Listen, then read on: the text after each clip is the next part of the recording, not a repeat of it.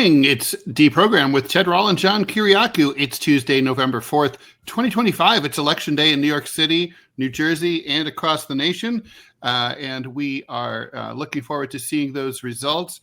John, good to see you. Good to see you, Ted. It's Election Day here in Virginia as well. Excellent. So lots to talk about. You know, John, this morning when I woke up, I kind of noticed that the sun was a little brighter. Yes. I noticed that the birds were singing more beautifully than ever. Yes, and there was automatically an extra spring in my step. My cat's fur was glistening, almost sparkling. I just felt like probably my bank account increased a little bit. It's just everything just seemed brighter. And then I woke up to the news that the Dark Lord had passed on to whatever horrible dimension he resides in. Dick Cheney, of course, is dead, former vice president, and we'll get into his legacy. I'm sure you, of all people, have thoughts. I have many thoughts. The Bush years were very formative for both of us. So we're going to talk about Dick Cheney. We'll talk about Israel's very, as I called it, very wrong scandal. So you can identify with this. A top army lawyer ratted out the IDF for sticking a knife up a Palestinian's ass and sodomizing him. That got caught on video. Yeah. She leaked it. She leaked it because nothing was going to happen to the rapists and basically attempted murderers. Yes. And so they decided to do the right thing and put her in prison. Okay. Instead of giving her a promotion. Welcome and a raise. to the wonderful world of whistleblowing. Indeed. We have so much in common with Israel that way. Chaos at the Heritage Foundation over Tucker Carlson's interview with Nick Fuentes. Africa continues to blow up. I'm proud of our show for talking about Africa, as much as it deserves. Maybe not enough, but now it's Tanzania. Things are pretty crazy over there. We'll try to break that down for you. I just want to say I came up with the AI-generated thumbnail for the Dick Cheney thing. I just want to be clear that the idea that he's in heaven with like the angel was meant to be a sarcastic joke. When I saw that, I was like, should I call Ted this morning? No, he probably did it on purpose for some reason. I just thought it would be funny as shit because I didn't want to go with the obvious, like he's turning crispy brown by now. Well, I wanted to say something too. There's a quote that is attributed to Mark Twain. It is attributed incorrectly to Mark Twain. People believe that Mark Twain said, "I've never wished a man dead, but I have read some obituaries with great pleasure." Yes. Clarence Darrow actually said it. Oh, that's great. And he should get credit for it. But that was literally the first thought in my head when I rolled over this morning to see what the push notification was on my phone. And it said that Dick Cheney was dead. Like you've said, Ted, we all have thoughts about Dick Cheney. I've been in meetings with Dick Cheney in which I have feared for my safety. Wow. Because he would lose his shit like a crazy person in these meetings. And then he would get up and storm out. And then everybody would be like, okay, well, back to work. And then they would get up like it was normal to treat people like that. Wow. And when it came to, let's enumerate them. The assassination program, the torture program, the rendition program, the secret prison program, literally all of it was Dick Cheney. All of it. It was all his idea, and they were all implemented by people who were close to him. That's his legacy in this country. His legacy is the stripping of the Constitution, ignoring of human rights, and making our country weaker while pretending that he was making it stronger.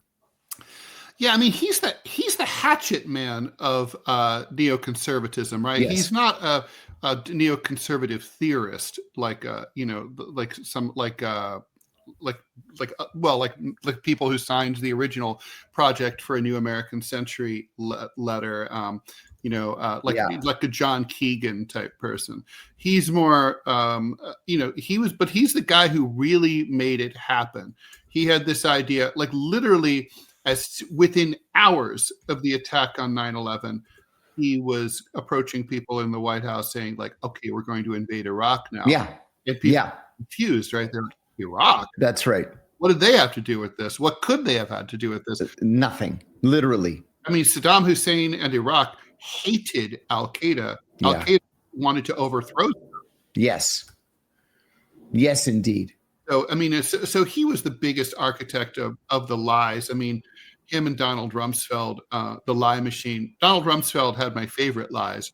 And there were so many to choose from. My favorite one was, we know exactly where the WMDs are. They are north, east, south, or west of Baghdad somewhat. You can look it up.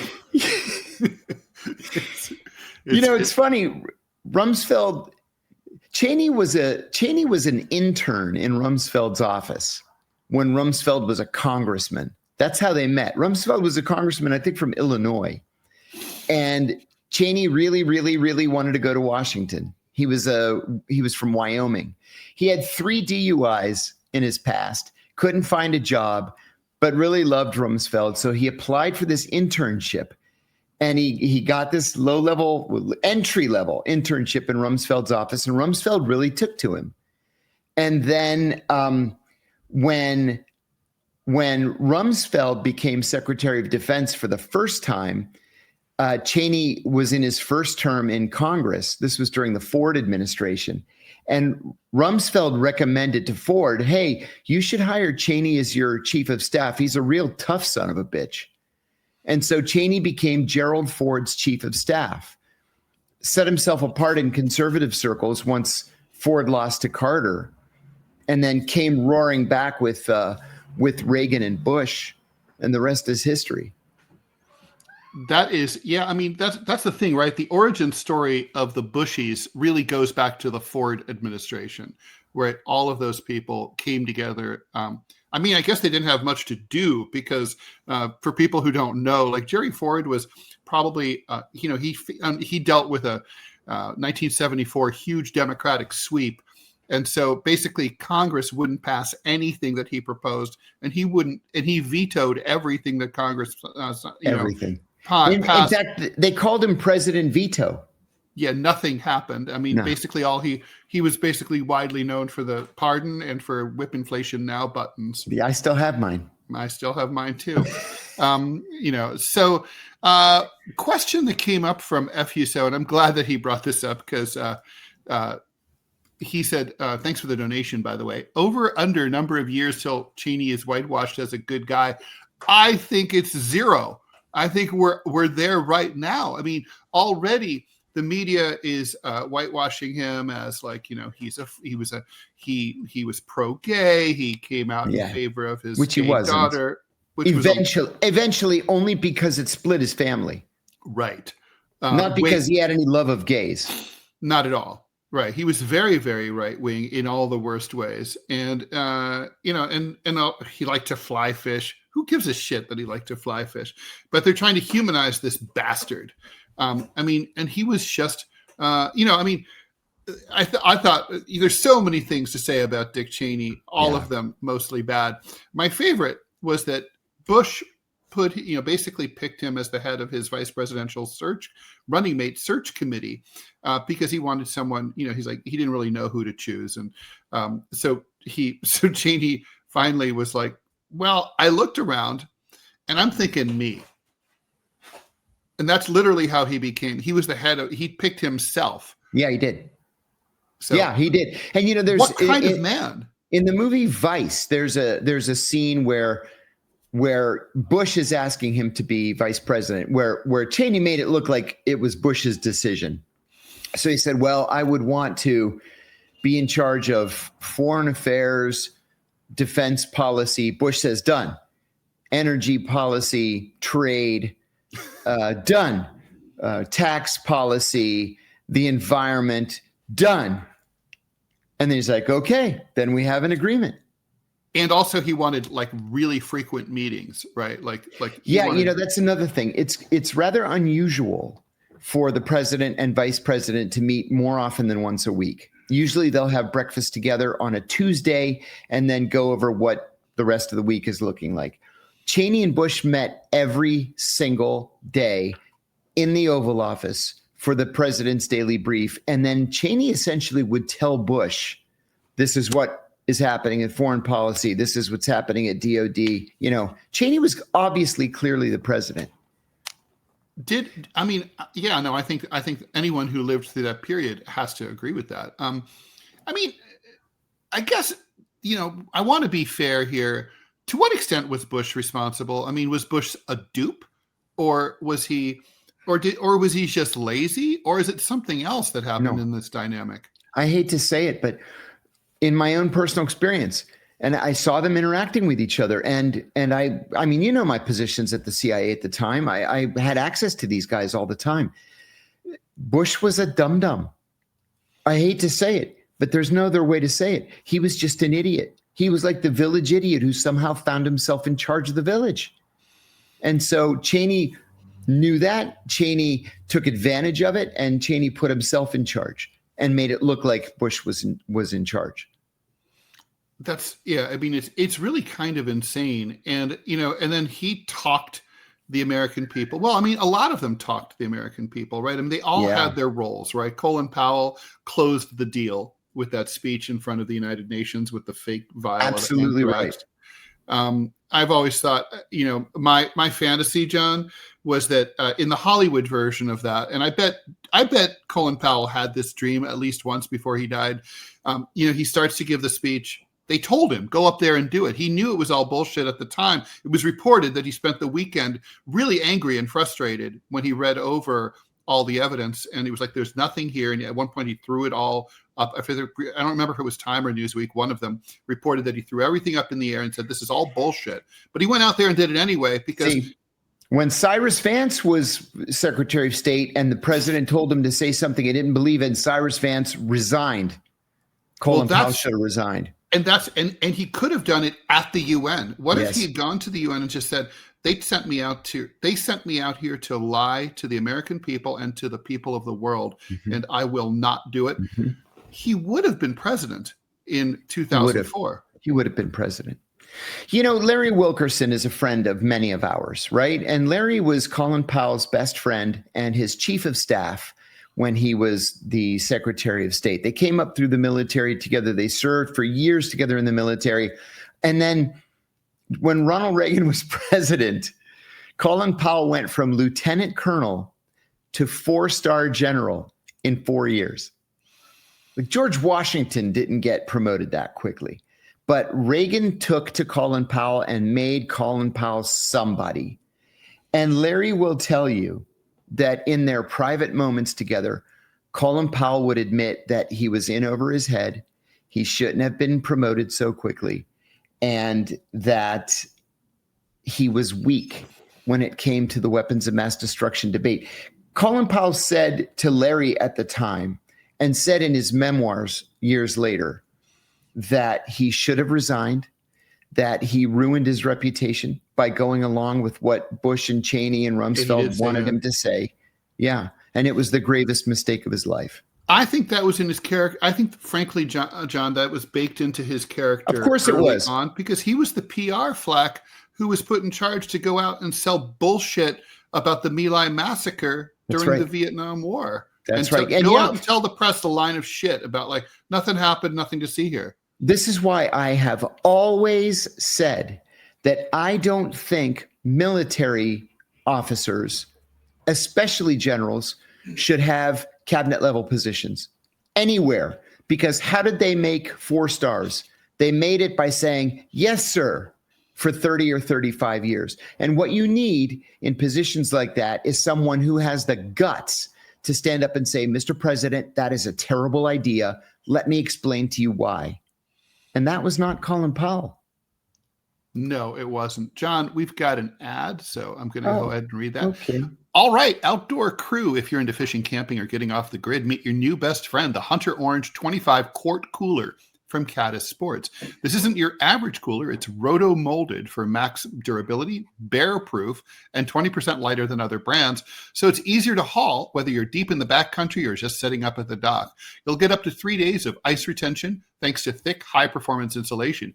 That means cold drinks, fresh food, and fewer ice runs, whether you're chasing muttons offshore or posted up at a campsite. Best part, it's 40 to 50% cheaper than the big-name coolers, but still built to perform season after season. And like all Caddis Sports name-brand gear, it's proudly made in the USA. Use code RUMBLE at checkout for 10% off your order today. That's Caddis, Caddis, sports.com. Go grab the Hunter Orange 25Q cooler and keep your next adventure ice cold.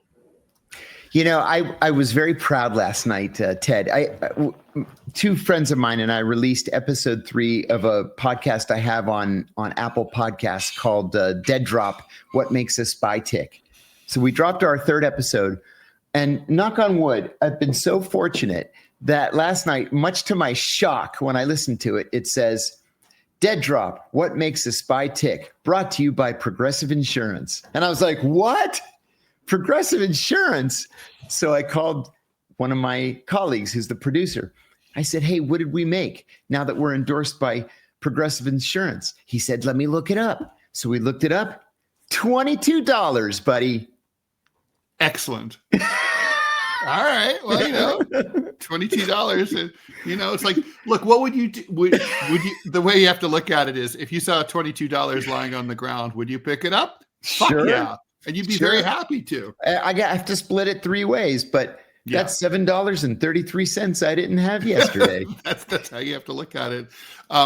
Let's do a little bit of housekeeping here. So for people who are regular viewers, you know that our producer, Robbie West, who was doxxed out of his current job and basically will be out of that work in 2 weeks. He is going to be rejoining the show here, and that's the good news. But the bad news, or maybe it's the good news, is that you have the opportunity, as NPR would say, to help contribute to making this show viable by making his tenure as producer viable for us. Please, we basically need, for this to work, to keep Robbie going month after month, we need $1,000 a month from him. That means we need $1,000 a month from you guys. John and I are each paying $250, just so full transparency here. So it's not like we're asking you for stuff that we're not willing to contribute. And we're both broke as shit. But we're paying, seriously. But we're paying $250 a month. So if you guys can do, we're each doing $250. If you guys can do $1,000, that'd be awesome. Please go to givesendgo.com/West Glacier Gaming. Again, that's givesendgo, not the other one. Givesendgo.com/West Glacier Gaming, and throw some money Robbie's way. We will keep doing this until we get to the $1,000 for November. Then we'll shut the fuck up until December. So basically, that is our pledge to you. So if someone goes in and sends in $1,000 right now, the whole thing's over. So you know who you are. You people are. We have some rich viewers. So you know, whatever. Is it worth, before we move on from Dick Cheney? I think it's impossible to overstate his legacy, right? Well, let's talk about Trump a little bit. What's Trump's view of Bush and Cheney? I mean, Trump, he's a little bit revisionist about this. He came to opposing the Iraq War sort of after, but before a lot of other Republicans, and he remarkably ran against the Iraq War in as a Republican primary candidate in 2016. Is Donald Trump going to order flags placed at half staff? Is he going to have a big to-do, body and state at the Capitol? Is he going to make a big to-do about it, or is he going to basically do what Cheney deserves and have his body thrown into a dumpster? I have no inside information, of course, like you have no inside information. But my guess is, in order to try to shore up the neocon wing of the Republican Party, the answer is probably yes. He'll probably do a lot of those things. We have not had a vice president lay in state in the Capitol since Hubert Humphrey. Hubert Humphrey died in 1978. Mm-hmm. So it's been a long time. I would be afraid, frankly, that if he were lying in state, no one would show up. I'm serious. People might come by just to make sure he's dead. Yes, just jab him with a fork to make sure he's dead. Yeah. It could be. Yeah. I mean, that's that's a good question. Do people come to pay their respects, really to pay their respects, or do they come out of idle curiosity, or both? I think most of them come out of curiosity. I've been to a bunch, but never out of curiosity, only out of respect. I went to Claude Pepper, for example. But there were others that I skipped. I skipped Ronald Reagan. I loathed Ronald Reagan. I felt like I would be hypocritical if I went to stand in line and walk past you just walk past a closed casket with a flag over it. It's a big deal. What do you see? Nothing. It's just a box. Yeah. I went to Jimmy Carter. I had a lot of respect for Jimmy Carter, even though he refused to write a letter of support for my pardon application. I went back and forth with his chief of staff a half a dozen times. My lawyers are writing, and they're like, nah, he doesn't want to do this. I don't even understand that, right? Like, it's sort of like, if you have I would be a pardon whore. I would too. I would too. Yeah. Yes. It's like, why not? Like, why not like throw people a bone? Like when people ask me for a book blurb, I used to be a book blurb whore. People ask me all the time. Oh, yeah. I was like, if I can help you sell your book, unless it's something I really despise, sure. Yeah. I never say no to book blurbs. I've written a dozen of them, I guess. Happy to do it. Yeah, totally. And I've written 3 or 4 forewords and afterwords and stuff for other people's books. Happy to do it. When my inclination, whenever somebody asks me for something, even people I don't even know, my inclination is to say yes. Because you never know, you're spreading goodwill. Maybe it'll come back to you. Phil is asking if are we both doxxed? Pretty lame thing to do to a person.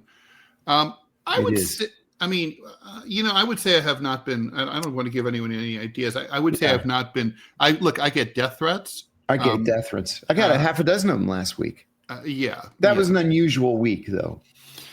But I haven't been doxxed, but I get death threats with some regularity. I don't think doxing would do anyone any good, since I don't work for any mainstream organizations that would get pissed off at me or fire me or anything like that. My syndicate, they, to quote Jonathan Richman, they know who I am. They've been dealing with me with my annoying ass since 1996. See, so I'm go ahead, dox away. Nothing's going to happen there. Same here.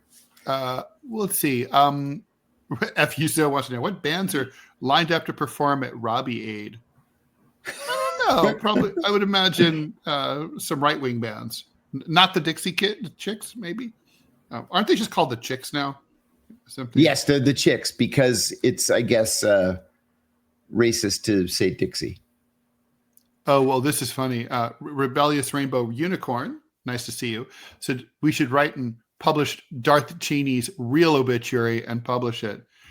Now I'm looking forward to seeing what the New York Times has got going. I think they'll probably do a good job. Their obituaries are legend. The New York Times always has the best obituaries. The Post's obituary today was generally factual, slightly on the pro-Cheney side.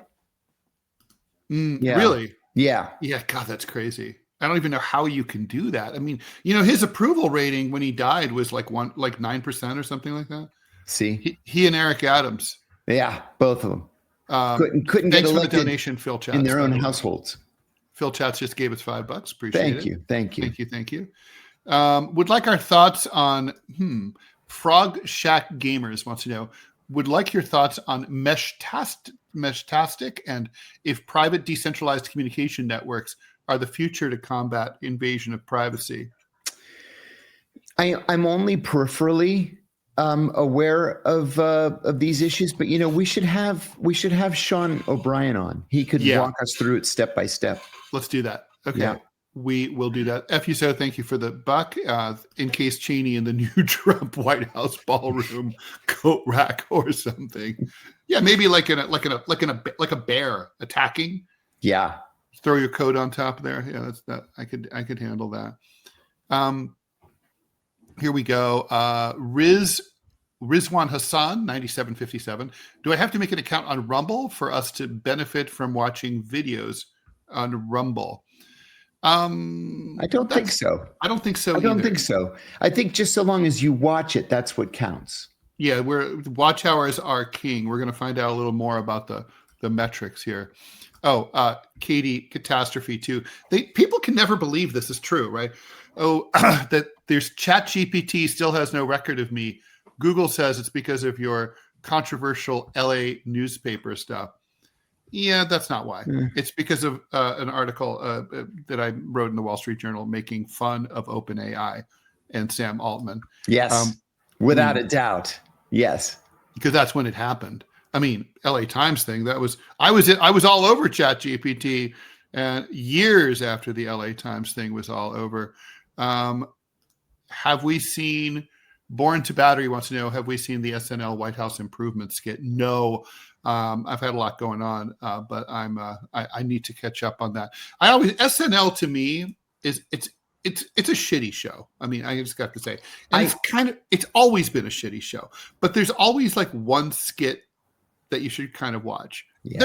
It's never that good. No, but it'll have moments. I can't believe this shitty show's been running for 50 years. Like, on the plane the other day, I was flying back from somewhere, Mexico, I guess. I was flying back from Mexico, and I'm going through the entertainment on the back of the seat, and there was something about needs more cowbell. The famous skit with Christopher Walken, needs more cowbell. Here's how desperate Saturday Night Live has become. It was an hour-long documentary on the skit. What? Needs more cowbell. Ridiculous. That's how desperate they are. And then the people that they're interviewing were like, yeah. You're saying you're making a documentary just on the skit? This was good. Yeah, it's not like that documentary they made on that The Aristocrats, about the joke. No, that's right. The joke. Right, the worst joke in the world, or the Aristocrats, the dirtiest joke in the world. Yeah.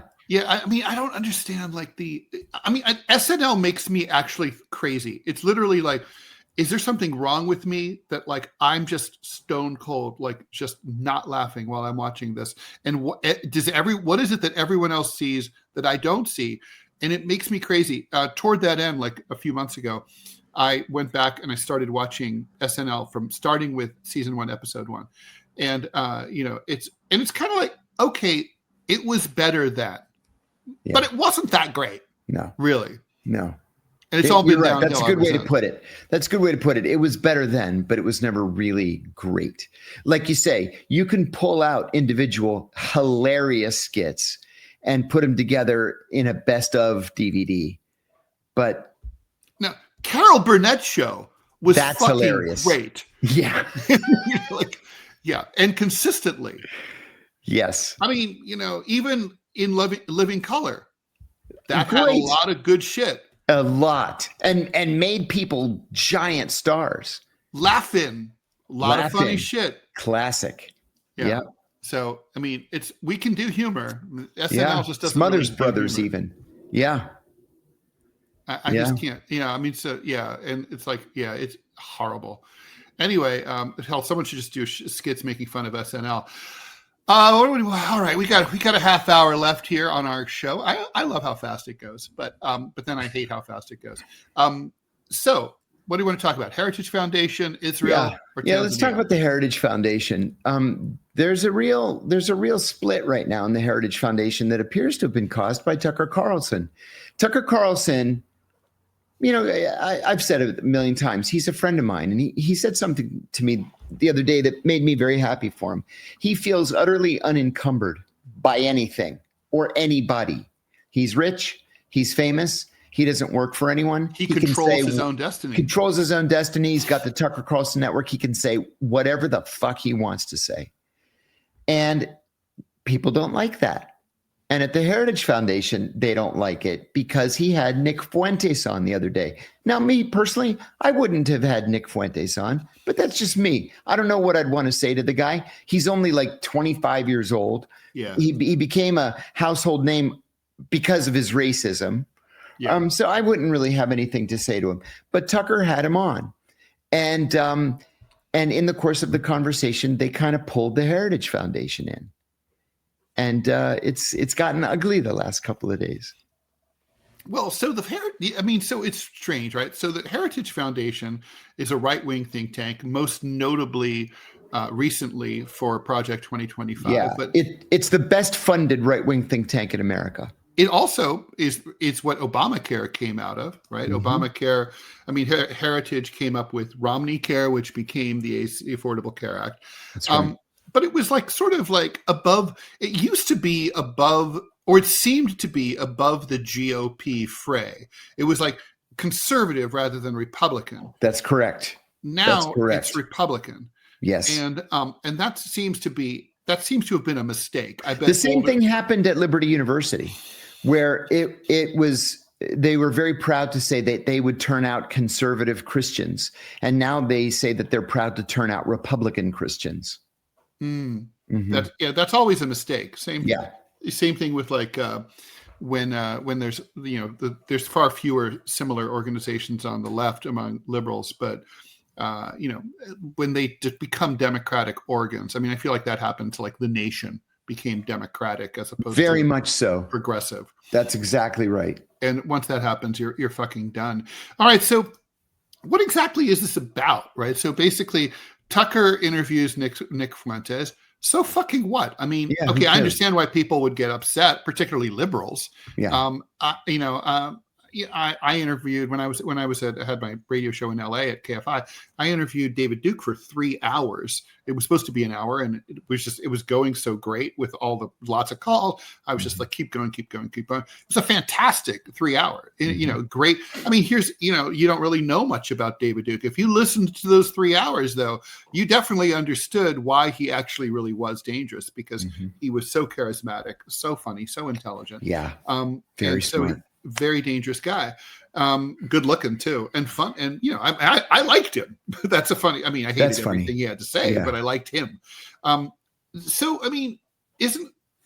that just is what's Tucker guilty of? Doing journalism? Right. I like you. I wouldn't have interviewed Nick Fuentes because I don't really think there's much to learn about this little pipsqueak. No, I agree. And we have a question from Craig D. Vance, who says, honestly, why do you guys support Carlson after all the stuff he did on Fox? Honestly asking.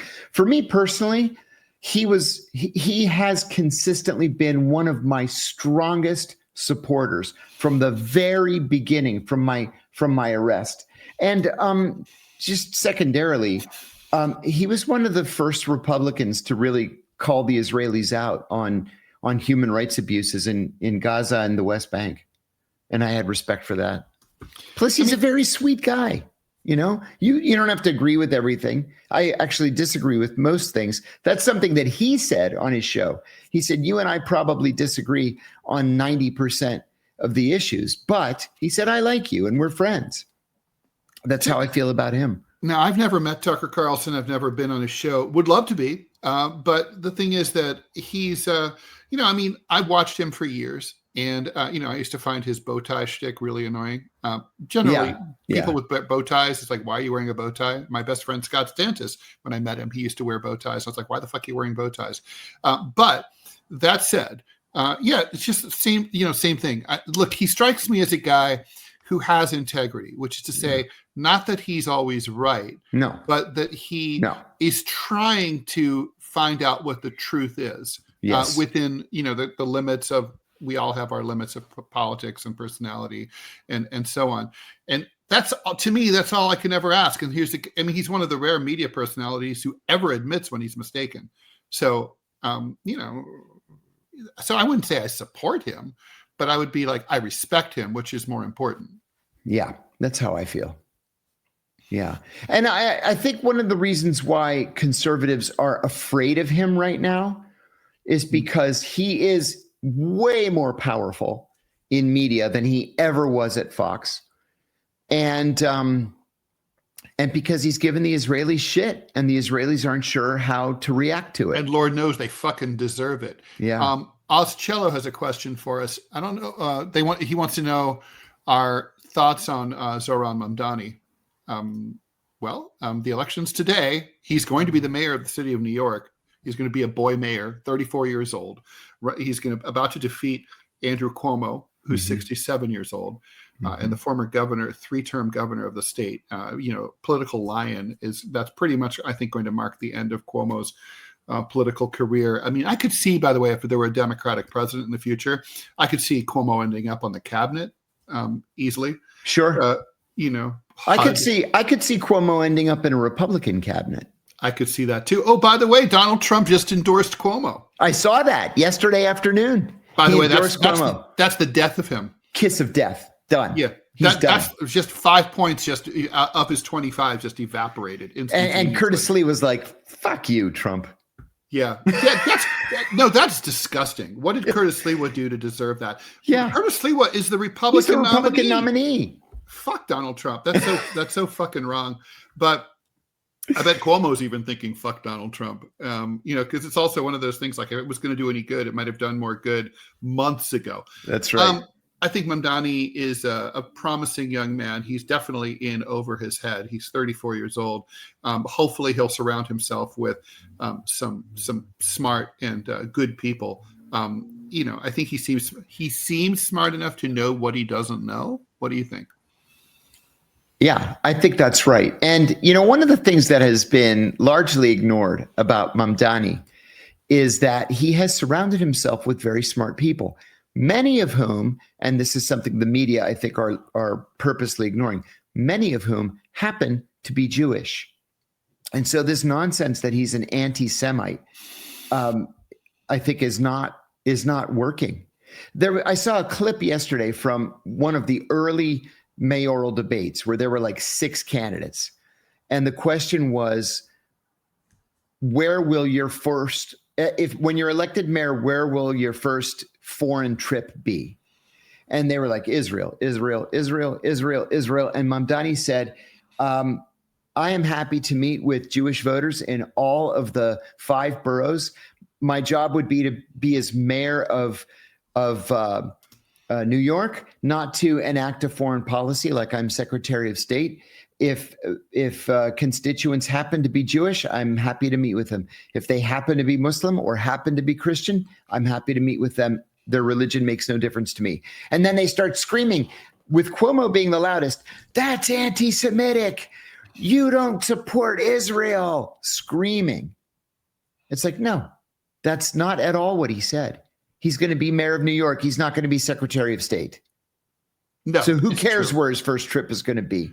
Well, and who kind of gets to decide this is New York's high Jewish population. Exactly. Right? And guess what? New York's high Jewish population overwhelmingly supports Mamdani. Yeah, it's crazy. So they do. In fact, who else in the Jewish population of the United States is opposed to Israel and pro-Palestinian now? Game over, right. Israel. You guys are finished. Right. You're done. That is right. So, all right. So do we want to move on past? So let's talk about Israel. It seems like a good place to transition here. Yeah. So Major General Yafat Tomer-Yerushalmi is a top army lawyer. I guess, would you say that she was a JAG, kind of like a top JAG equivalent? So she basically came across she had access to the surveillance tape that showed IDF soldiers at this notorious torture facility. I don't know how you pronounce it, but it's today Teman. Mm-hmm. But basically, they were sodomizing a Palestinian prisoner with a knife. Not shockingly, he was severely injured and had to be go through numerous surgeries. He got rectal perforation, and they fractured his ribs. He's lucky to be alive. Yeah, he's lucky to be alive. And anyway, so shockingly and strangely, rather than having a grateful nation thank her and say, well, thank you for revealing this. She sent this to the media because obviously nothing was happening internally. Most of the country, which has gone so far right wing that it's crazy, mm-hmm. they're pissed at her, mm-hmm. and they want her to stay in prison. Another former prosecutor, Matan Solomesh, also is in prison for related charges. So, and then Netanyahu's allies are saying things like, now we can resume the lynch. In other words, they want to, there was some thought that she might have committed suicide. She kind of like vanished, and she went off to the beach. And that whole episode sort of feels like, being on the Appalachian Trail, if you remember that episode. But who knows what was going on here? Look, the stress can absolutely make you contemplate suicide. You and I have talked about that, and we've both been there. So basically, I don't know. I mean, you're a whistleblower. Ted, go ahead. When I blew the whistle, it was in December of 2007, and I was unprepared for the media storm that ensued. I gave an interview to NPR. I was in a hotel room in Dallas, I remember, because my boss had summoned me there to fire me. I was at Deloitte & Touche. I ended up suing them, and I won.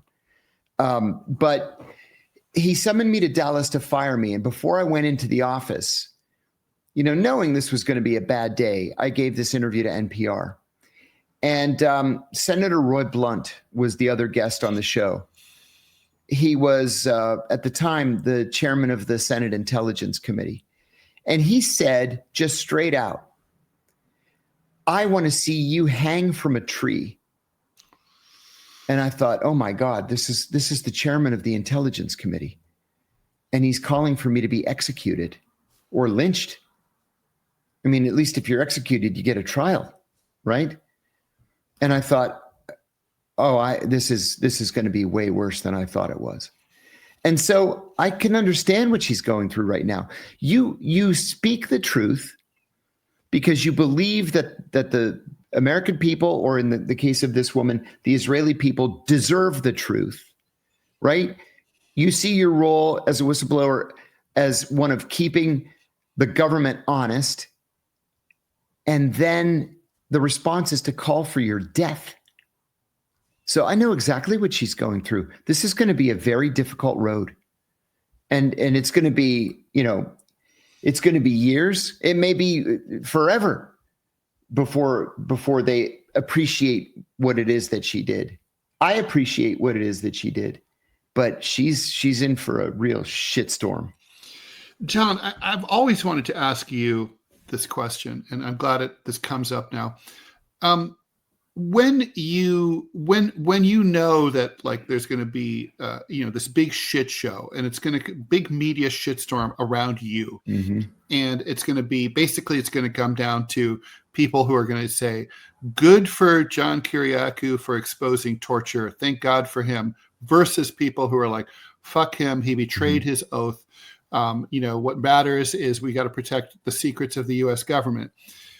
You're kind of placing a bet, right, on that a sizable majority, or maybe at least a good plurality of the American people are good people, that they're going to see the obvious moral choice here, of which what's right, what's more important is being opposed to torture and stopping torture.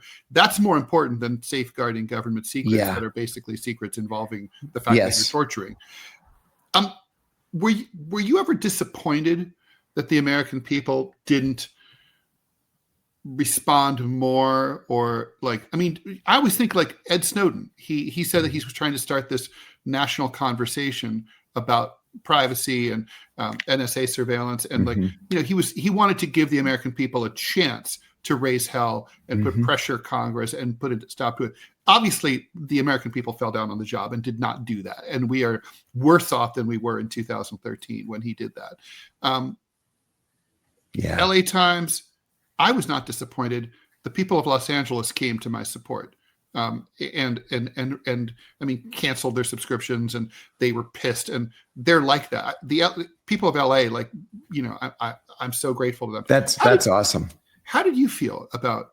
How did it go? Like, did you feel like, okay, it's kind of like up to the public now?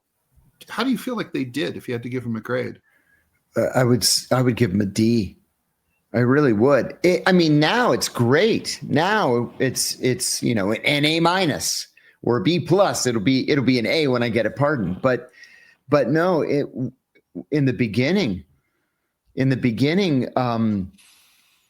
it's like the whole government fell on my head, and I couldn't get out from under it.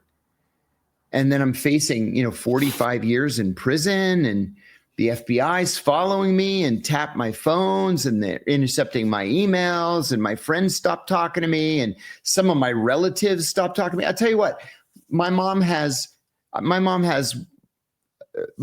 was one of 9 children, and only 2 are still alive. One lives in Greece and the other lives in Youngstown, Ohio. And I don't speak to him. And the reason I don't speak to him is because one of my cousins called him when I blew the whistle and said, we have to step up for Johnny. All my cousins call me Johnny. So she says, we have to step up for Johnny. And my uncle said, I told him years ago that he should just keep his big fucking mouth shut. My own uncle said this. He said, what he brought on himself, he brought on himself. And that was it. He walked away from me. And now it's like, well, why doesn't Johnny talk to me? Johnny doesn't talk to you because he knows what you said about him in 2007, and he doesn't like or respect you. Asshole. Yeah. Mr. Outstraight says, I thought your advice on depression you gave on your own show, Deep Focus, was very good and poignant. Maybe share it with the viewers here. You. Ted's input would be interesting too. Somebody asked me, I do Q&As for Deep Focus. Once a week or once every 2 weeks. Whenever somebody puts a question in the chat, like we have here, we pull it out, and I do a 30, 45-minute session just answering questions. So somebody asked me the other day how I dealt with the depression. And I said, frankly, the easy answer is that my life was saved by 10 milligrams every day of venlafaxine, Effexor, literally saved my life. I also had something called transcranial magnetic therapy, which was incredible. It was brilliant, fantastic. But every once in a while, like everybody, you find yourself falling into depression for one reason or another. Sometimes there's no reason. Sometimes I just wake up and I feel a little bit depressed. Maybe it's a dream that I had that I don't even remember what it was. And so what I said on Deep Focus was, you got to put yourself first. And maybe that means taking a couple of hours and going for a long walk, listen to music, go to a movie, call a friend, something, anything to distract yourself. Get out of your head. Just get out of your head. Exactly. And for me, that actually has worked. Yeah. I mean, I've never been on drugs, on meds. I kind of just, it's never been suggested to me. So therefore it's not like been a choice. I did talk therapy for years. And I was diagnosed with PTSD over the LA Times thing. Without a doubt. And I would be shocked if you told me that you didn't have PTSD from the LA Times. For sure. And I think that the therapist was really shocked by just how much, and she was very experienced.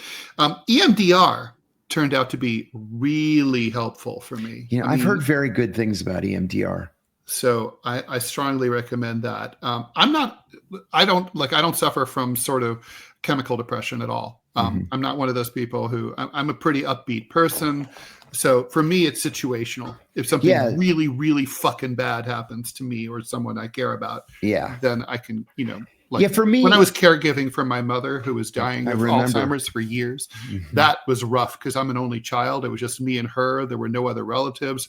I was, they got to know me at LaGuardia at the same little gate that flew to Dayton. It was like, oh, Mr. Rall, nice to see you again. I'm like, just trudging along. Yeah. Depression's not been my problem. My problem has been anxiety, but it's paralyzing anxiety. Paralyzing. I went to see this shrink. I only saw her one time because I didn't like her, but, her entire practice is just fucked up former CIA people. So she's cleared, so you can speak freely and all that stuff. She probably rats you out to the agency anyway. But I went to see her one time, and she said that She said, I find it fascinating that you have no PTSD from the agency. You have no PTSD from prison, but you have crippling PTSD from your divorce. And I said, yeah, I could have predicted that, because they teach us in training not to trust anybody. And I allowed myself to trust one person. Well, and it's not a great Julia Roberts movie, and I like Julia, but Sleeping with the Enemy is a great name for a movie about a fucked up marriage. Got that right. That's literally what you're doing. And it's like, it's really disturbing. It's one thing to be like, the fuckers, whether it's the agency or, the newspaper publisher, but they're outside of your house. This is like, you can't even go into your happy home and be left the fuck alone. No. And then you get the chairman of the Senate Intelligence Committee saying that you should be executed, which did nothing for my mood. That's always, by the way, very bizarre to me when like really high profile people punch down like that. Tom Tolles was the longstanding editorial cartoonist at the Washington Post. At one point, he did a cartoon, the chairman of the Joint Chiefs of Staff, the whole Joint Chiefs of Staff, they drafted a letter calling for poor Tom to be fired from his job. I hope he framed it. They didn't like his little cartoon. I'm like, you got big military guys like invade foreign countries all the time, and you're scared of a cartoonist? When my first book was coming out, my editor said, hey, let's ask George Tenet for a blurb. And I said, George Tenet's not going to send a blurb. He hates me and I hate him. No, let's ask anyway. So they reach out and George Tenet writes back and says, I wouldn't do anything for that asshole. And I said, that's the blurb. Yeah. Let's publish that on the back cover. And they were like, no, we can't do that. This isn't a joke. It's a serious book. I'm like, all right. Humor. Okay. You can never really have enough humor. We got to talk about Africa before we wrap up here at the top of the hour. Yeah. Tanzania. So I did decide to. So there's riots. Once again, we have another fucked up election. President Samia Suluhu Hassan, first female president of Tanzania, just took office with 98% of the vote. And I suppose it's possible for someone to be super popular, but that doesn't appear to be the case there. And the people of Tanzania totally seem to not think that's the case. There's riots going on. Everything's closed down. There's martial law. Over 1,000 protesters have apparently been gunned down in the streets. Yes. The word is that bodies are piling up on the streets, and the repression is rampant. Even the Pope has chimed in. So, John, I'm kind of like, okay, so ideologically, I wanted to know sort of who's what here, right? So Samia Suluhu Hassan is from this longstanding ruling party that's been in charge of Tanzania ever since independence, pretty much. And it's easy to say, well, this is obviously a bullshit, election. Has to be. Right. That said, I was like, but I always get suspicious when American media outlets say, well, the opposition party, Chadema, has been banned, and they quote them. I was like, well, who is this opposition?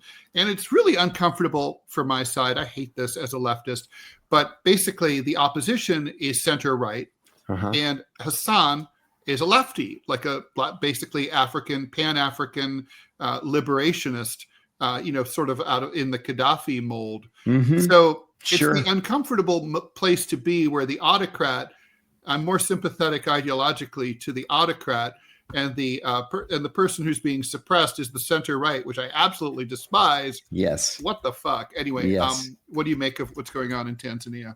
I think that the Tanzanians wanted to experiment again with authoritarianism, thinking that it's like the 60s or 70s all over again. It's not. And people are taken to the streets. 1,000 dead so far, I think is they've gotten off easy. I think that when the Pope weighs in, it's because things are going to get a lot worse. Excuse me. And I think this is the beginning, Ted, of political upheaval that we're going to see in Tanzania. You know, in the United States, at least in the U.S. government, there's long been this belief that Tanzania is one of those democratic or pseudo-democratic East African countries that we can rely on, and it's not. It's not. It has these fascist tendencies, just like so many other countries have, and I think it's going to get worse before it gets any better. Are we going to see some equivalent of an African Spring? You know what? I hadn't thought of that, but that's absolutely possible. Sure. It's absolutely possible. With a ripple effect over post-colonial Africa. And people get to a point where they can't take it anymore. And if you're hungry and you're oppressed, the only place to go is the street. Because the center of gravity, right? Like in the post-colonial era, was this sort of these, former Black liberation movements that basically took over. Then we went into second and third generation, like the sons and daughters of those, sons and grandchildren of those leaders who were charismatic in the 1960s and 70s. And then the corruption got really out of control. And now it's full blown, right? There's not much left except just the slogans from that period. Yeah, that's right. That is right. Well, guys, thanks everyone for tuning in. Thank you. Just a reminder, please contribute to Robbie Aid. It is putting it up on the screen. GiveSendGo.com/West Glacier Gaming. We are here Monday through Friday, 9 a.m. Eastern time. Little housekeeping. John and I will be back here Wednesday at 9 a.m. Showtime will be on Thursday, but Thursday, John, you're out. I'm out. So friend of the show and my best friend, Scott Stantis, the editorial cartoonist for the Chicago Tribune, will be sitting in for John on Thursday morning at 9 a.m. And John will be back on Friday, rested and ready, I hope. And we're looking forward to all that. Thanks. Please stay tuned for the TMI show with me, Ted Rall, and Manila Chan. That's coming up right after this. And you can just, if you're in the Rumble chat, it'll just steal you and take you way away, and you can never escape. Well, maybe that's not quite true. Enjoy. All right. Thanks, everyone. And take care. Now I need to hit our little end stream thing. No, I found it. Yay. Okay. Bye.